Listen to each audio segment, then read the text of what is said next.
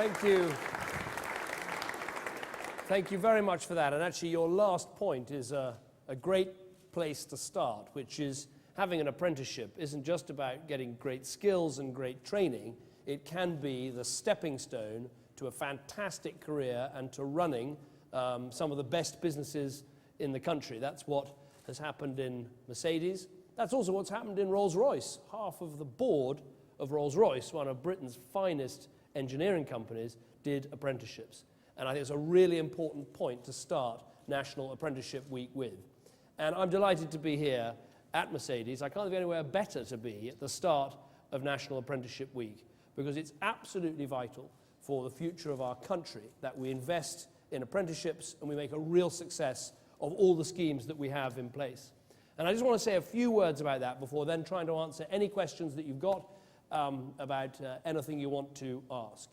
I think point number one is that Britain is in a global race. We are in a global race of competition with some of these fast rising economies like India and China and Indonesia and Malaysia. And if we want to succeed in this global race, we've got to invest in our number one resource, which is our people. And that means making sure that there is great skills training, great apprenticeships, making the most of people's talent. And that, to me, is what apprenticeships are all about. So number one is if we want to succeed in this race, yes, we've got to make more things, we've got to sell more things, we've got to export more across the world, but we won't do that unless we really put our money and our backing into growing apprenticeships. Second point is that if you want to win in a global race, the best thing you can do as a country is actually to allow your people to rise up and achieve all of their aspirations, whether that is their first job, their first home, the first business they set up, the first move they make in their career. That is what aspiration is about, and there's no better way to back people's aspirations than to invest in apprenticeships, to invest in the skills that can make a difference to your careers. And that leads me to the third thing I want to say before taking your questions, which is, to me, apprenticeships and investing in apprenticeships is actually a win-win situation. It's good for you because you get the chance to acquire skills that will mean you can have a really worthwhile career. There's some research evidence out recently that shows that if you do a higher level apprenticeship, it raises the earning potential in your life by £150,000. So it's a win for the people that undertake the apprenticeships. It's a win for the companies because the government is putting money into apprenticeships. We're allowing companies to access great training and great skills, which will be good for those companies, but also it's a win for the country. It's been proven that every pound the government puts into apprenticeships pays off 20 times over. So we'd be mad not to invest heavily in this area, and we are. Since this government came to office 2.5 years ago, 1 million people have started apprenticeship training. We're starting 500,000 people each year, and we want to see those numbers grow. We want to see apprentices expand even further. And that leaves me to the last thing I want to say before answering your questions, which is this. I want us to raise our ambitions as a country when it comes to this area.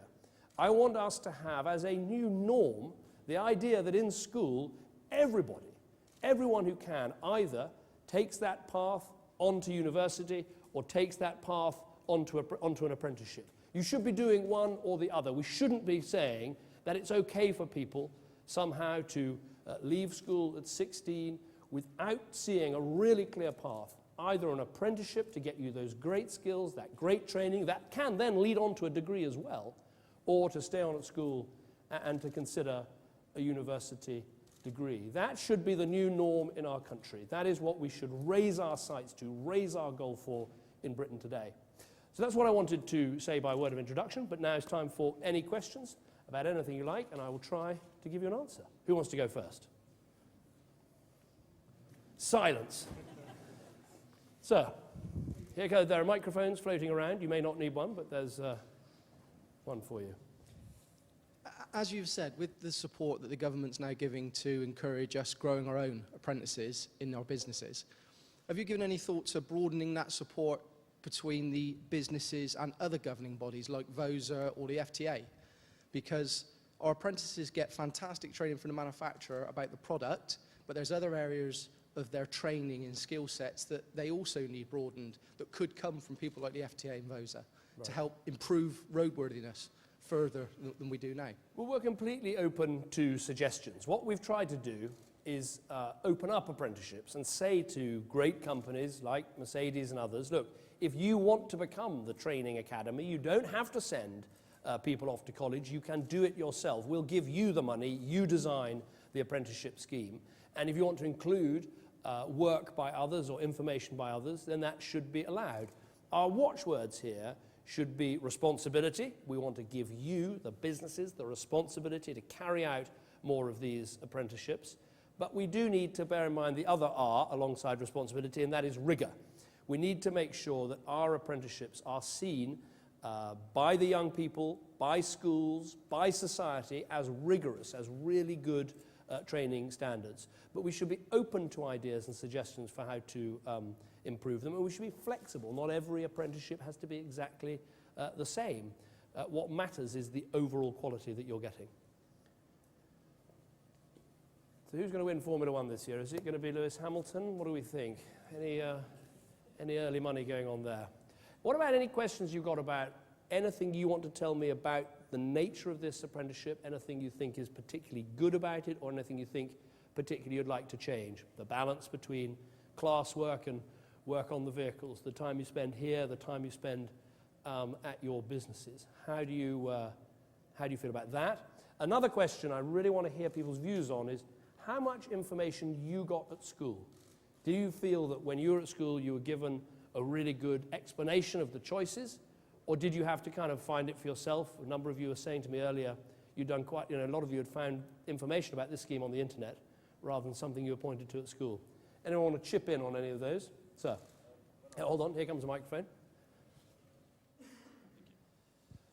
When I was at school, you didn't really hear about apprenticeships. It was more to do with going to sixth form, going into college, and it wasn't until my second year in college before I found out about apprenticeships and what they can do for you and where they can get you in life. What is actually being done to make that schools more aware of the availabilities of apprenticeships? Things like this week, actually, National Apprenticeship Week, makes, I think, a big difference.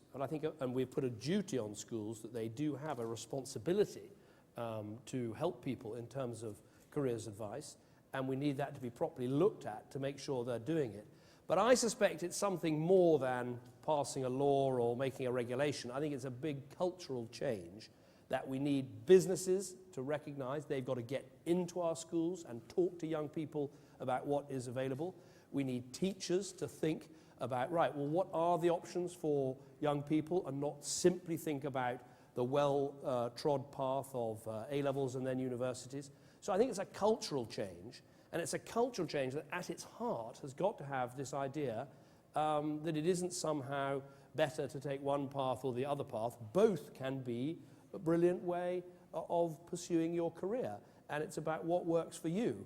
I've found in conversations I've had going around the country, you sometimes meet people who've been through university and then are doing an apprenticeship and say, well, I rather wish I'd known about the apprenticeship in the first place, because of course I could have been learning and earning at the same time rather than the path I took. So more information, a culture change in our schools, but a clear responsibility on schools that they've got to make sure this information is available, and they should work with business to do that. But then there's a message to business, which is I need your help. I need you to go into, for instance, here in Milton Keynes, go into the secondary schools, explain what a brilliant course this is, and then also explain some of the things you need to do in order to access it. Because the figure I've been given this morning, which is really quite worrying, is that thousands and thousands of people applied for the places that you've filled, the 180 that are available each year, but far too many of those thousands weren't able to access the places because they haven't got maths and English at GCSE. And so we really need to crack that. The idea that there are jobs out there that don't involve English and maths is a complete myth. They are, if you like, the two key vocational skills that you need before you can acquire the other ones. And we need that message to get out and about to schools, to young people, to teachers, and to everybody else. Who's next? Sir. Say that Mercedes gets the funding for learning down here. Is there an age limit on that? Like, if someone's over the age of 18 or something, do they not get funded, or is that? No, there's no age limit. I mean, of the 500,000 apprentice starts that we have. A large number are young people like yourselves, but there also is a lot of businesses that are using apprenticeships to upskill, to increase the skills of their existing workforce. And I think that's good. I think what we've got to do with this whole agenda is make sure that we focus particularly on young people, because obviously that's the future. We have a massive problem of youth unemployment, and we have to crack that problem of youth unemployment by making sure we're giving young people a good start. When you're going out there competing for a job, if you're competing with people who've been in other work, who've got all those other skills, as a young person you're a bit disadvantaged. So I think we really do need to focus on the apprenticeships for young people in particular. Glenn O'Glaser. Thank you, Prime Minister. It's a national question, and thank you for taking it, Glenn O'Glaser, Sky News. Liam Fox has delivered a message this morning which will resonate in parts of the Conservative Party and parts of your core vote, which is that you should freeze public spending for 5 years and use the revenues not only to cut the deficit but also to cut taxes to stimulate growth. Is he right? Well, what I'd say is, look, there are many good suggestions coming from many quarters, and as Prime Minister, I'm never short of advice. Plenty of people giving me advice, but there is one piece of advice I won't take, and that is the piece of advice that says you ought to cut the National Health Service budget. You know, we made a very clear promise before the last election that yes, we were going to have to take difficult decisions, yes, we were going to have to make some very difficult and painful cuts, but we wouldn't cut the NHS budget. I think this is really important for people to know that. It's really important for people to know how much I care about it. The NHS was there for me and my family. I want it to be there for other people's families too. And as we go through what is a difficult period, I don't deny that for one moment, we've had to take difficult decisions. We're in a tough economic environment. I want people to know that as we go through that tough economic environment, the NHS is going to be there for them, and the NHS is not going to be cut by this government. Well, we've taken some very difficult decisions on other departments. We have managed to make a reduction, for instance, in police spending, but at the same time, we've cut crime. We've asked local government to take difficult spending decisions, and they've done that.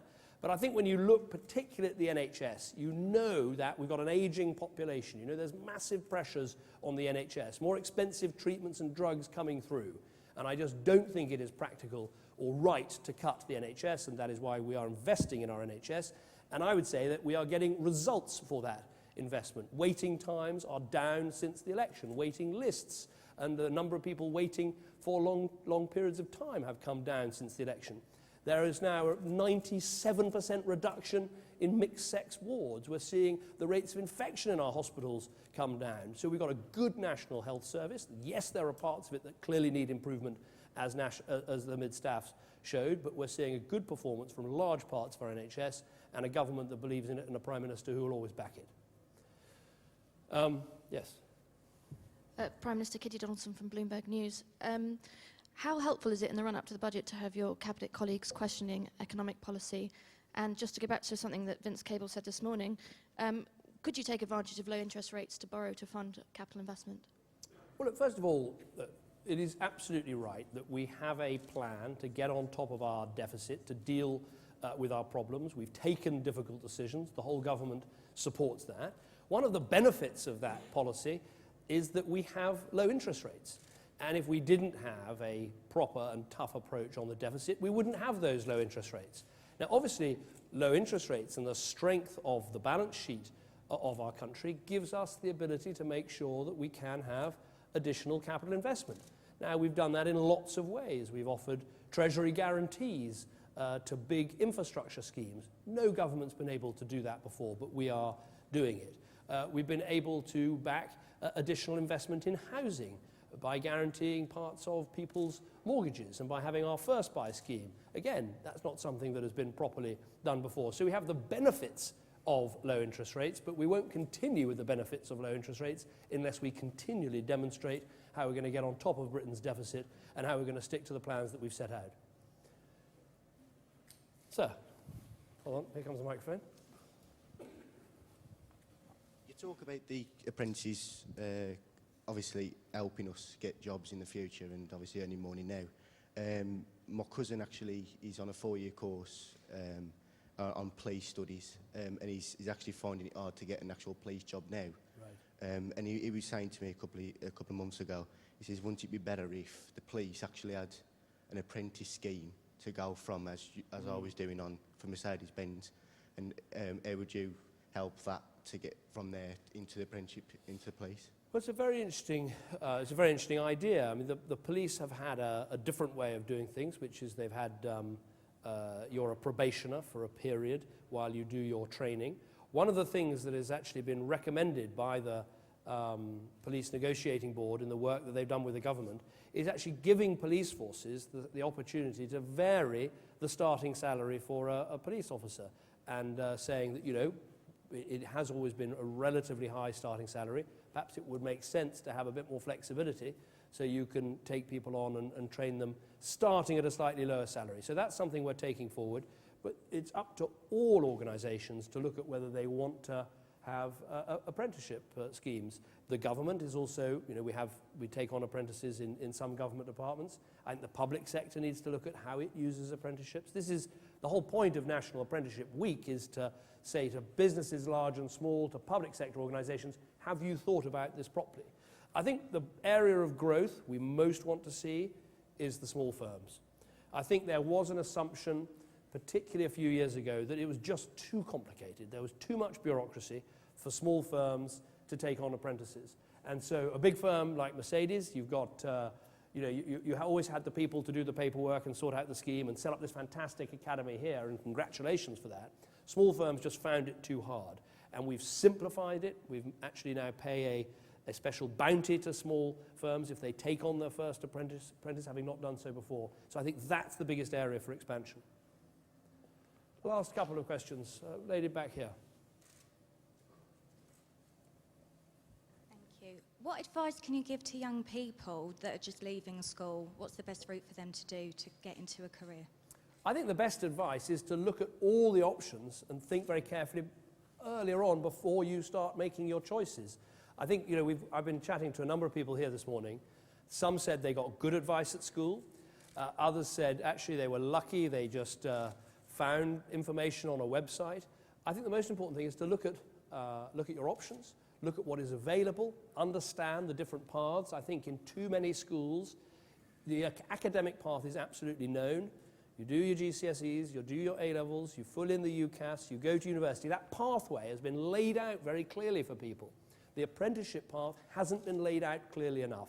And that's what this week is all about. That's what needs to happen in schools. But I would reiterate this one point, that whatever career you're thinking of, whatever your future choices, you've got to think about those core skills like English and maths that are part of your future, whether you're going to do an academic pathway or a vocational pathway. They are absolutely core skills. And we let people down, we let young people down if we somehow say these things don't matter. They really do, and the government is giving them a proper emphasis. Obviously, we need to do more to help young people get jobs. We still have a big unemployment problem in this country, but the good news is that we got 1 million new private sector jobs over the last 2.5 years. Youth unemployment has been coming down.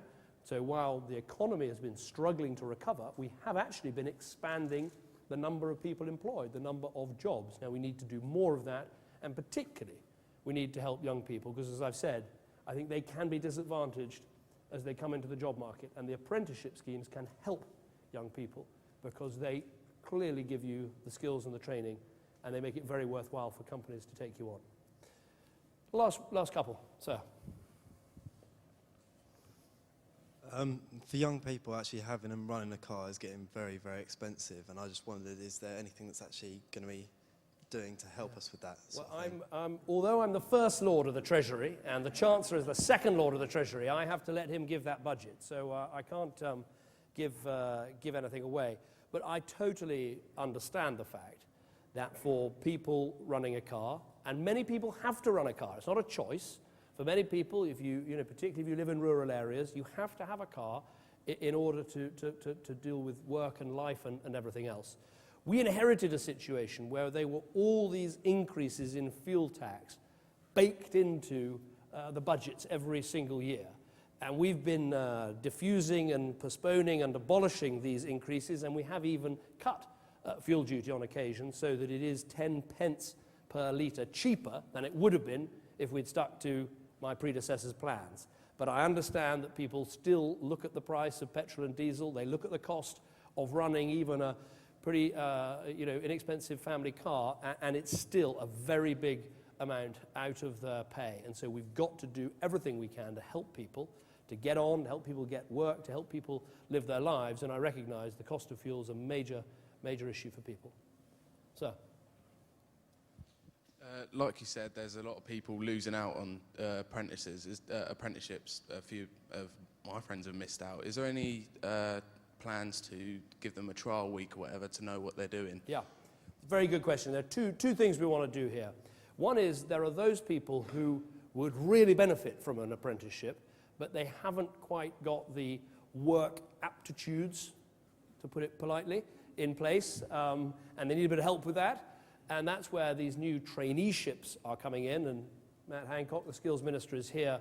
He is pioneering this idea that we should have a new fund and a new way of paying training organisations to help people acquire some of those basic work skills that are vital before you even get the apprenticeship.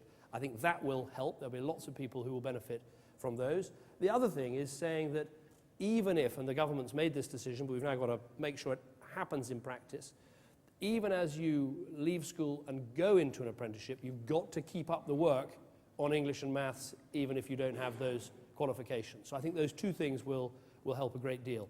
But in the end, there's no substitute for going right back to where it all starts, in primary school, and making sure that more people are leaving primary school, going on to secondary school with the key level qualifications in terms of English and maths, because that's where it's been going wrong in the past.